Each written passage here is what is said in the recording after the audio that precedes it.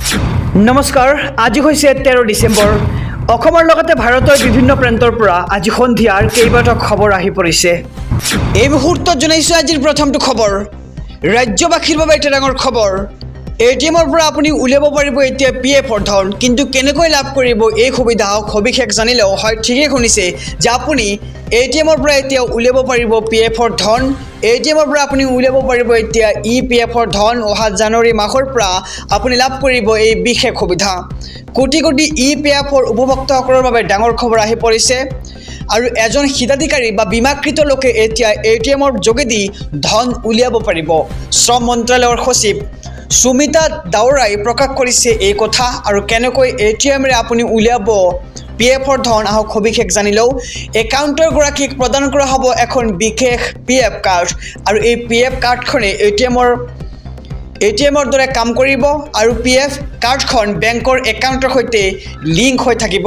আৰু পিএফ বেলেঞ্চৰ 50% ধনহে এবাৰত উলিয়াব পাৰিব এটিএমৰ পৰা। আৰু এই সুবিধাৰ বাবে পিএফৰ ধনৰ বাবে বাৰে বাৰে গৰাকীয়ে অফিচলৈ যাব নালাগে, আৰু উপভোক্তাই যিকোনো সময়ত যিকোনো স্থানত উলিয়াব পাৰিব পিএফৰ ধন। আৰু এটিএমৰ পৰা আপুনি এতিয়াৰে পৰা উলিয়াব পাৰিব পিএফৰ ধন। অহা জানুৱাৰী মাহত আপুনি লাভ কৰিব এই বিশেষ সুবিধা। এই মুহূৰ্তত জনাইছোঁ আজিৰ দ্বিতীয় নম্বৰ খবৰটো। কাৰ কাৰ কৰ্তন হ'ব অৰুণোদয় আঁচনিৰ ধন, কোনে কোনে নতুনকৈ লাভ কৰিব অৰুণোদয় আঁচনিৰ ধন। অৰুণোদয়ক লৈ মুখ্যমন্ত্ৰী ডক্টৰ হিমন্ত বিশ্ব শৰ্মাৰ বৃহৎ ঘোষণা। 15 পৰা 28 ডিচেম্বৰ তাৰিখলৈ অনুষ্ঠিত হ'ব হিতাধিকাৰী বাছনি সভা। অৰুণোদয় হিতাধিকাৰীসকলৰ বাবে অত্যন্ত গুৰুত্বপূৰ্ণ এই সভা।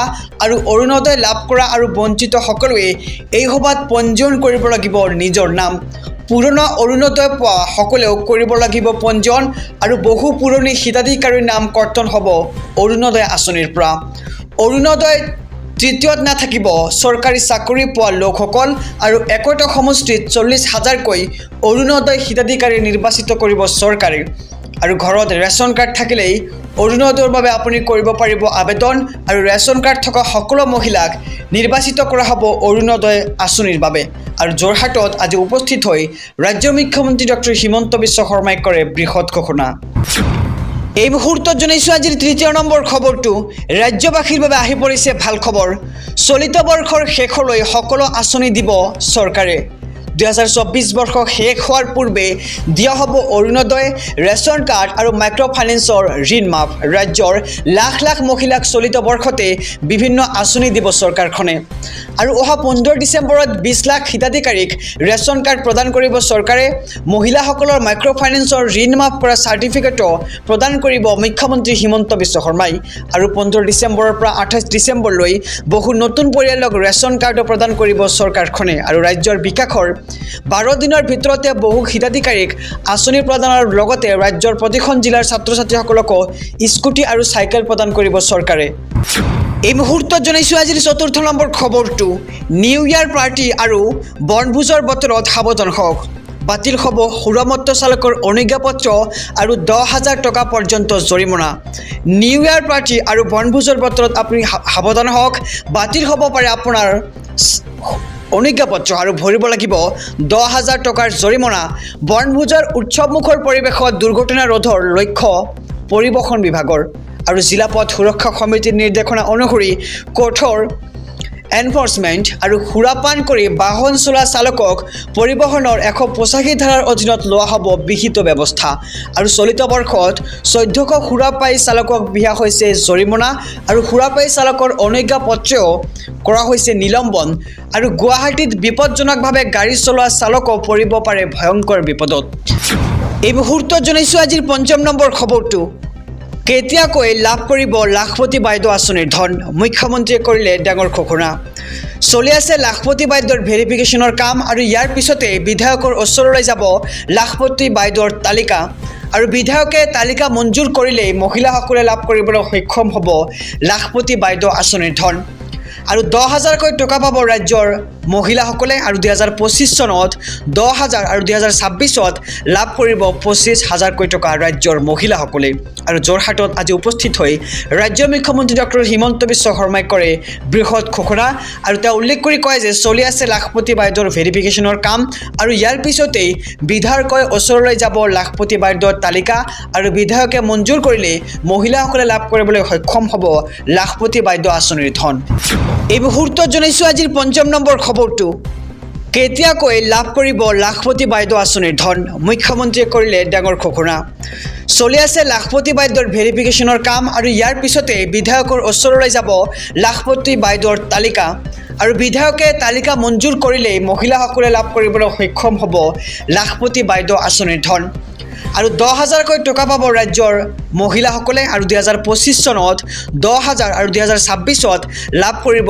25,000কৈ টকা ৰাজ্যৰ মহিলাসকলে আৰু যোৰহাটত আজি উপস্থিত হৈ ৰাজ্যৰ মুখ্যমন্ত্ৰী ডক্টৰ হিমন্ত বিশ্ব শৰ্মাই কৰে বৃহৎ ঘোষণা আৰু তেওঁ উল্লেখ কৰি কয় যে চলি আছে লাখপতি বাইদেউৰ ভেৰিফিকেশ্যনৰ কাম আৰু ইয়াৰ পিছতেই বিধায়কৰ ওচৰলৈ যাব লাখপতি বাইদেউৰ তালিকা আৰু বিধায়কে মঞ্জুৰ কৰিলে মহিলাসকলে লাভ কৰিবলৈ সক্ষম হ'ব লাখপতি বাইদেউ আঁচনিৰ ধন এই মুহূৰ্তত জনাইছোঁ আজিৰ 6 নম্বৰ খবৰটো ৰাজ্যবাসীৰ বাবে এক বিশেষ খবৰ এতিয়াৰ পৰা আপুনি ইণ্টাৰনেট নহ'লেও কৰিব পাৰিব অনলাইন পে'মেণ্ট হয় ঠিকেই শুনিছে এতিয়াৰ পৰা যদি আপোনাৰ মোবাইল ফোনত ইণ্টাৰনেট নাথাকে আপুনি কৰিব পাৰিব অনলাইন পে'মেণ্ট কিন্তু কিদৰে কৰিব আপুনি পে'মেণ্ট আহক সবিশেষ জানি লওঁ অনলাইন পে'মেণ্টত আহি আছে নতুন সুবিধা এতিয়াৰ পৰা ইণ্টাৰনেট নোহোৱাকৈ আপুনি কৰিব পাৰিব অনলাইন পে'মেণ্ট গ্ৰামাঞ্চলত নেটৱৰ্কৰ সমস্যা থাকিলেও আৰু চিন্তা নাই এতিয়াৰ পৰা অফলাইন পদ্ধতিৰে আপুনি কৰিব পাৰিব ধনৰ লেনদেন UPI লাইটে লৈ আহিছে এই বিশেষ সুবিধা পূৰ্বে এই লেনদেনৰ সীমা আছিল 1,000 টকা ভাৰতীয় ৰিজাৰ্ভ বেংকে 500 টকা পৰ্যন্ত বৃদ্ধি কৰিছে লেনদেনৰ সীমা আৰু প্ৰতিবাৰত 1,000 টকা পৰ্যন্ত লেনদেন কৰিব পাৰিব UPI লাইটৰ জৰিয়তে আৰু আপোনাৰ অঞ্চলত ইণ্টাৰনেট সেৱা উপলব্ধ নহ'লেও কৰিব পাৰিব আপুনি অনলাইন পে'মেণ্ট আৰু আনহাতে UPI 123 পে'ৰেও কৰিব পাৰিব লেনদেন আৰু ইয়াৰ বাবে দিব নালাগে কোনো বিশেষ মাচুল IVR নম্বৰৰ জৰিয়তে ভইচ পে'মেণ্ট কৰিব পাৰিব আপুনি আৰু মিছ কলৰ জৰিয়তে আপুনি পে'মেণ্ট কৰাৰ সুবিধা লাভ কৰিব আৰু UPI 123 পে'ৰ জৰিয়তে 5,000 টকাৰ পৰা 1,000 টকা প্ৰতিবাৰত লেনদেন কৰিব পাৰিব আপুনি আৰু আধাৰ OTPৰ জৰিয়তে UPI 123 পে'ত লেনদেন কৰিব পাৰিব আৰু UPI 123 পে'ৰ সৈতে কিদৰে লিংক কৰিব আপোনাৰ বেংক একাউণ্ট সবিশেষ জনাই যাম প্ৰথমে আপুনি IVR নম্বৰত কল কৰিব লাগিব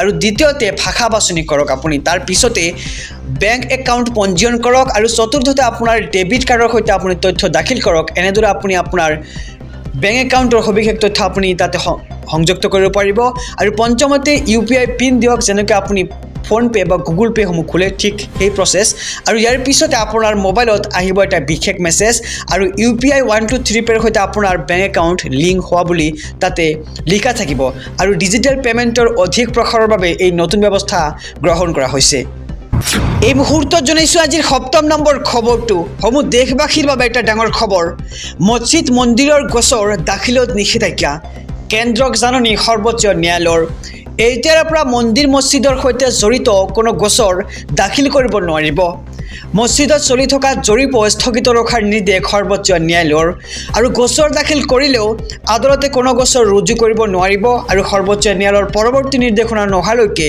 কোনো গোচৰ দাখিল কৰিব নোৱাৰিব এতিয়াৰ পৰা উপাসনা স্থল অধিনিয়ম 1991 বিৰুদ্ধে সৰ্বোচ্চ ন্যায়ালয়ত দাখিল কৰা হৈছিল আবেদন আৰু আবেদনৰ বিষয় নিষ্পত্তি নোহোৱা পৰ্যন্ত গোচৰ দাখিলত বাধা ন্যায়ালয়ৰ আৰু 4 সপ্তাহৰ ভিতৰত কেন্দ্ৰক উত্তৰ দিয়াৰ নিৰ্দেশ সৰ্বোচ্চ ন্যায়ালয়ৰ আৰু মছজিদক মন্দিৰ বুলি দাবী কৰি এতিয়া কোনো গোচৰ দাখিল কৰিব নোৱাৰিব এতিয়াৰ পৰা মন্দিৰ মছজিদৰ সৈতে জড়িত কোনো গোচৰ দাখিল কৰিব নোৱাৰিব আদালতত আৰু মছজিদত চলি থকা জৰীপ স্থগিত ৰখাৰ নিৰ্দেশ দিছে সৰ্বোচ্চ ন্যায়ালয়ে